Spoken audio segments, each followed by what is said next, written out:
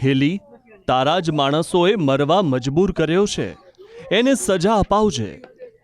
13 દિવસ પહેલા જેની સાથે લગ્ન કર્યા એ જ પત્નીને સંબોધી પતિએ જીવન ટૂંકાવ્યું છે. આ ઘટના છે ગાંધીનગરની, જ્યાં બિલ્ડર ઋષભ પટેલ ગત 25મી તારીખે ગુમ થયો હતો અને 28 તારીખે સીધી જ લાશ મળી આવી.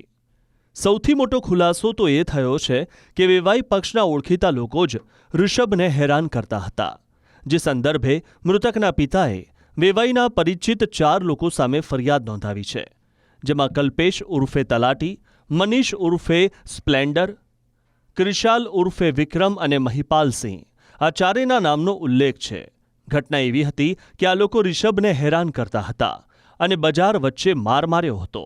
આખરે કંટાળીને બિલ્ડરે જીવન ટૂંકાવી લીધું, જેમાં પોલીસે મહિપાલની ધરપકડ કરી લીધી છે.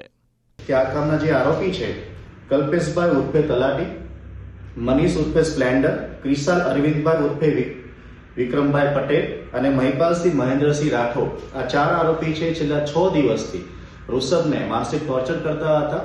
અને આમાંથી જે મુખ્ય 2 આરોપી હતા એ 2 આરોપીએ આ ઋષભને ઢોરમાર મારેલો હતો અને માર માર્યા બાદ તેમને ધાકધમકી આપેલી હતી. ઋષભના મોતથી પરિવાર પર આભ તૂટી પડ્યું છે. પરિવાર આક્રંદ સાથે ન્યાયની માંગ કરી રહ્યો છે. હાલ આ સમગ્ર મામલે પોલીસે ઊંડાણપૂર્વક તપાસ આદરી છે.